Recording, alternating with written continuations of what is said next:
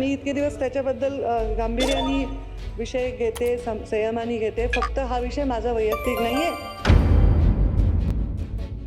हा लोकशाहीचा बर्फाच्या चाकूनी केलेला खून आहे आणि म्हणून माझी पहिली विनंती अशी आहे की आपण सुमोटो माननीय मंत्री महोदयांच्या कार्यालयातून अशा अधिकाऱ्यांची नावं मागवून, कारण आता हे रेकॉर्डमध्ये आलं, सीबीआय कडे आम्ही चौकशीचा प्रस्ताव पाठवू असं आश्वासन दिलं तर तुम्ही तिथंच थांबा, पुढचं मी पाहतो.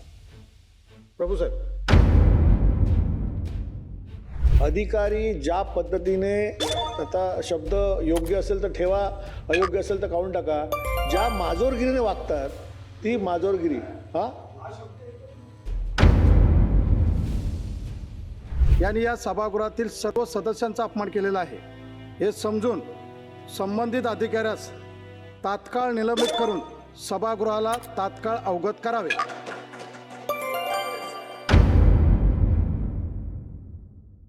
जी अर्धा तास इथं मांडवीत खूप महत्त्वाचा विषय आहे अध्यक्ष महाराज, कारण आमच्या भागामध्ये कॅन्सरचे पेशंट वाढले. शेवटी आम्ही 280 कोटीचं कॅन्सर हॉस्पिटल टाटा ट्रस्ट सोबत केलं. पण माननीय सन्माननीय मंत्री पंकजाताई यांनी अतिशय सकारात्मक उत्तर दिलं, याबद्दल शंका नाही. पण या उत्तरामध्ये एक अडचण जी या सभागृहामध्ये लक्षात आणणं, अधोरेखांकित करणं आणि गंभीरपणे अध्यक्ष म्हणून तुम्ही लक्षात घेणं की इतक्या महत्त्वाच्या विषयावरच्या चर्चेत अध्यक्ष महाराज स्वतः अधिकारी जर त्या ब्रीफिंगमध्ये येत नसेल तर अध्यक्ष महाराज यापेक्षा गंभीर विषय असूच शकत नाही. हा लोकशाहीचा बर्फाच्या चाकूनी केलेला खून आहे आणि म्हणून माझी पहिली विनंती अशी आहे की आपण सुमोटो माननीय मंत्री महोदयांच्या कार्यालयातून अशा अधिकाऱ्यांची नावं मागवून, कारण आता हे रेकॉर्डमध्ये आलं आहे, आणि म्हणून सुमोटो आपण हक्कभंग घेतलाच पाहिजे. तुम्हाला अजून काही दाखले लागत असतील तर मी कॉल शब्दर किंवा लोकसभेतून देईल, पण विधिमंडळाच्या कामकाजात माननीय मंत्री महोदयांनी जे अधोरेखांकित केलं, अध्यक्ष महाराज मला वाटतं की पुढच्या 100 वर्षात अशी कोणत्याही अधिकाऱ्यांनी हिम्मत करता कामा नये. कारण पंकजाताई कॅबिनेट मंत्री आहे. एक दुसरं, पंकजाताई सभागृहामध्ये मी एक गोष्ट शिकलो, मला वाटतं की तुम्हाला मी ते सांगून द्यायची की कधी कधी ब्रीफिंगमध्ये अधिकाऱ्यांनी काही सांगितलं तरी आपल्या मनाला जे योग्य वाटते ते आश्वासन सभागृहात देऊन टाकायचं आणि नंतर मग बाकी पंकजाताई आगे बढो, हम तुम्हारे साथ है, आम्ही बरोबर त्या आश्वासनाचं बरोबर मागे लागू शकतो. तर मला तुमच्याकडून एक आश्वासन पाहिजे. या प्रदूषणामध्ये हजारो कोटीचा गैरव्यवहार करणाऱ्या कोल वॉशरीज कंपनी आहे. या महाराष्ट्रीयन लोकांच्या नाही आहे, या बाहेर साधारणतः छत्तीसगड वगैरे अशांच्या या सर्व कंपन्या आहेत. या MSCBला जो कोळसा देतात अध्यक्ष महाराज, तो वॉश वगैरे काहीच करत नाही, पण तिथं जे चुरी मिक्स केले जाते किंवा त्या चुरीचं जे पाणी येतं त्यातून हजारो कोटीचा भ्रष्टाचार झाला आहे, ज्याच्यावर मी स्वतंत्र अर्धा तास चर्चा उपस्थित करणार आहोत, ज्याचे पूर्ण रेकॉर्ड मी जमा केले आहे. माननीय पंकजाताई, मी तर CBI कडे चाललोच आहे, मी तर नामदार आपल्या देशाचे गृहमंत्री महोदयांना भेटणार आहेच, पण तुम्ही जर विधानसभेत या सर्व प्रदूषण करणाऱ्या, गैरव्यवहार करणाऱ्या कोल वॉशरीजच्या संदर्भात CBI कडे आम्ही चौकशीचा प्रस्ताव पाठवू असं आश्वासन दिलं तर तुम्ही तिथंच थांबा, पुढचं मी पाहतो. प्रभू साहेब, एकत्र घे, मी बोलतो एकत्र घे.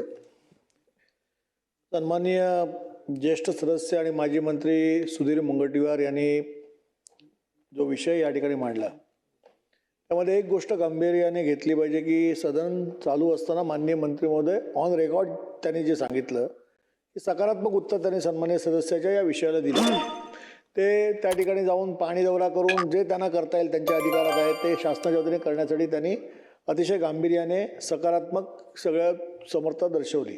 परंतु त्याने एक गोष्ट जी सांगितली की या संपूर्ण प्रकरणामध्ये ब्रीफिंगला अधिकारी हजर राहत नाही कॅबिनेट मंत्र्याकडे, याचा अर्थ अधिकारी ज्या पद्धतीने, आता शब्द योग्य असेल तर ठेवा, अयोग्य असेल तर काढून टाका, ज्या माजोरगिरीने वागतात ती माजोरगिरी. हा, माजोरगिरीने वागतात किंवा गेंड्याच्या कातडीचे आहेत त्यांना कुठेतरी अद्दल घडली पाहिजे. आणि म्हणून हा हक्कभंग घ्या.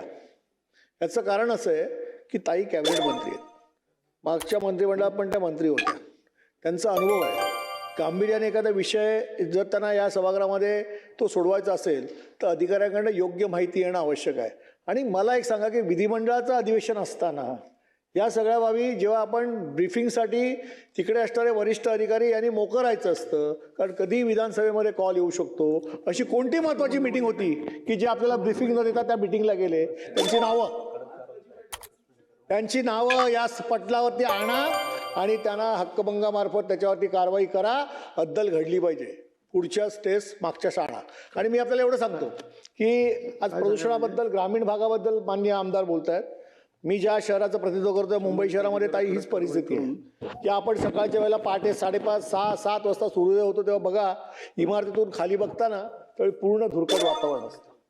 धूळ कसली आहे, कशाबद्दलची आहे, कोणत्या कामामुळे निर्माण झाली आहे, प्रदूषण इतकं का खराब झालं आहे, हवेची पातळी एवढी का खाली गेलेली आहे, हे सगळं पुन्हा एकदा बघणं आवश्यक आहे. आणि म्हणून पर्यावरण विभाग जसं ग्रामीण भागाकडे लक्ष देत आहे तसं या संपूर्ण शहरी भागात देखील, मग मुंबई असेल, ठाणा असेल, कल्याण असेल, नाशिक असेल, संभाजीनगर असेल, ह्या सगळ्या शहरांमध्ये हीच परिस्थिती आहे. आणि म्हणून मला असं वाटतं की या सगळ्या गोष्टी गांभीर्याने घेतल्या पाहिजेत. आणि ज्या अधिकाऱ्याने ब्रीफिंगसाठी येणं टाळलं त्यांची नावं या सदनासमोर आणून त्यांच्यावरती हक्कभंग दाखल करून त्याच्यावरती कारवाई झाली पाहिजे अशी माझी मागणी आहे. मंत्री महोदय. सन्माननीय अध्यक्ष महोदय, सन्माननीय सदस्य, तुम्ही मला नुकसान भरपाई नको विचारू. त्या शेतकऱ्यांचं शेतीचं नुकसान होत आहे या संदर्भात काही उत्तर नाही आलं. तर माझी विनंती अशी आहे की ज्याप्रमाणे शासन नैसर्गिक आपत्तीमध्ये अतिवृष्टीमध्ये आपण मदत करतो तर त्याच धर्तीवर त्या ठिकाणचं शेतकरी नुकसान झाल्यानंतर त्याला मदत दिली पाहिजे. या संदर्भात ताई आपण एकदा आम्हाला सांगावं. मी याचं उत्तर ऑलरेडी दिलं. मगाशी सांगितलं की त्या शेतकऱ्यांचं जर तिथे काही उगवत नसेल काही असेल तर त्यांच्या निकृष्ट जमीन झाली असेल तर त्यांच्या पाल्याला वगैरे तिथे नोकरीमध्ये घेऊन त्यांना कशी मदत करता येईल ह्याच्याबद्दल करता येईल. मी म्हटलं की याच्यात नुकसान भरपाई वगैरे माझं खात्याच्या मी सांगितलं मर्यादा आहेत, पण त्यांना कसं तिथे न्याय मिळेल, अकॉमोडेट करता येईल याच्यासाठी आपल्याला कंपनीशी ते चर्चा करावी लागेल आणि त्याच्यासाठी मी पूर्णपणे पुढाकार घेईन. पण नुकसान भरपाई असं त्याच्यामध्ये कुठलंही असं हेड नाही आहे. त्याच्यामध्ये कंपनीला बोलून त्यांनी त्या भागामध्ये त्या पाल्याला सोबत घेणं, जर निकृष्ट जर झाली असेल तर त्यांनी नोकरीवर वगैरे घेणं याच्यासाठी आम्ही त्यांना शिफारस करू शकतो. एवढं मी या निमित्ताने सांगेन. सन्माननीय सदस्य सुधीर भाऊंनी सांगितलं तर मी त्यांना विनंती करते की मला एकदा येऊ द्या आपण चंद्रपूरला. ते आपण जे CBIच्या चौकशीचं म्हणताय ते मी कुठेही न येता इथून डिक्लेअर करणं माझ्यासाठी अप्रशस्त होईल. मला एकदा येऊन बघू द्या. तिथे तुम्ही म्हणताय म्हणजे नक्कीच तिथे प्रदूषण आहे, नक्कीच नियमावलीची पायमल्ली आहे. फक्त मंत्र्यांनी न बघता आश्वासन सभागृहात दिलं असं पाहायला नको व्हायला. नाही तर तुम्ही तर नाही, सुधीर भाऊ फारच सिनियर आहेत, सुधीर भाऊ फारच सिनियर आहेत, ते अभ्यासू आहेत, विदाऊट प्रूफ बोलत नाहीत. पण काय होईल की मी असं काही सभागृहात बोलले आज तर मग बाकीचेही लोकप्रतिनिधी अशी मागणी करतील. त्यामुळे मला सुधीर भाईवर थोडा अन्याय करावा लागेल. मी फक्त 25 तारखेला जेव्हा येईन तिथे तेव्हा मला डोळ्यांनी ते दाखवणारच आहेत. तेव्हा तोपर्यंत मी 3 सदस्यांना या पुढचा रिपोर्ट काढायला सांगते आणि तो रिपोर्ट तोपर्यंत माझ्या हातात येईल तेव्हा मी स्वतः शिफारस करेन की याची चौकशी व्हावी CBIच्या मार्फत. थँक्यू. मंत्री महोदय, या चर्चेच्या माध्यमातून मंत्री महोदयाचा अपमान केलेल्या उर्मट अधिकारी यांनी या सभागृहातील सर्व सदस्यांचा अपमान केलेला आहे हे समजून संबंधित अधिकाऱ्यास तात्काळ निलंबित करून सभागृहाला तात्काळ अवगत करावे.